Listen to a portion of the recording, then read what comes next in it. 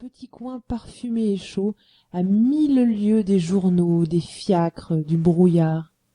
Et que de jolies choses autour de moi!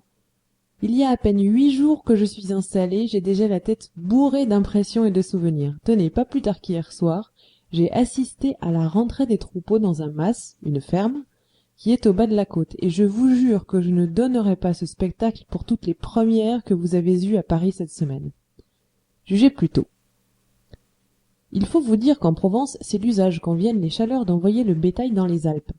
Bêtes et gens passent 5 ou 6 mois là-haut, logés à la belle étoile dans l'herbe jusqu'au ventre.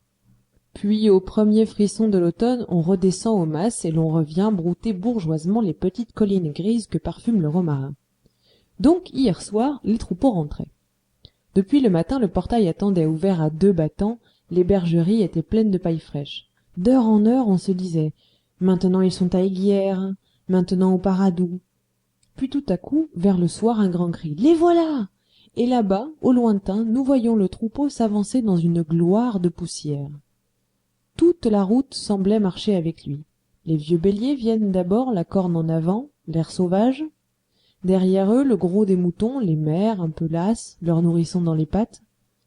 Les mules à pompons rouges portant dans des paniers les agnelets d'un jour qu'elles bercent en marchant, puis les chiens, tout suants, avec des langues jusqu'à terre, et 2 grands coquins de bergers drapés dans des manteaux de cadis roux qui leur tombent sur les talons comme des chapes. Tout cela défile devant nous joyeusement et s'engouffre sous le portail en piétinant avec un bruit d'averse. Il faut voir quel émoi dans la maison. Du haut de leur perchoir, les gros paons vert et or à crête de tulle ont reconnu les arrivants et les accueillent par un formidable coup de trompette. Le poulailler qui s'endormait se réveille en sursaut. Tout le monde est sur pied, pigeons, canards, dindons, pintades, la basse-cour est comme folle. Les poulets parlent de passer la nuit, on dirait que chaque mouton a rapporté dans sa laine, avec un parfum d'Alpes sauvages, un peu de cet air vif des montagnes qui grise et fait danser. C'est au milieu de tout ce train que le troupeau gagne son gîte.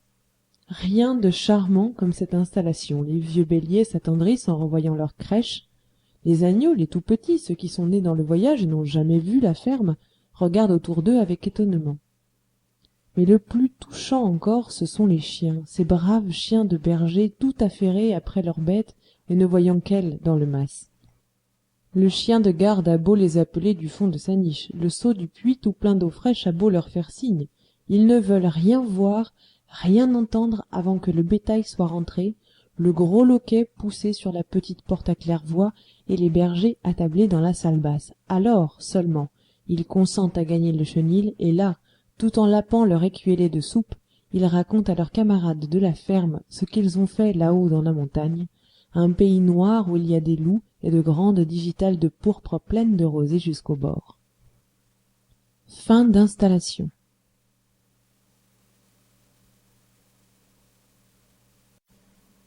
La diligence de Beaucaire, des lettres de mon moulin. La diligence de Beaucaire. C'était le jour de mon arrivée ici. J'avais pris la diligence de Beaucaire, une bonne vieille patache qui n'a pas grand chemin à faire avant d'être rendue chez elle, mais qui flâne tout le long de la route pour avoir l'air le soir d'arriver de très loin. Nous étions 5 sur l'impériale, sans compter le conducteur.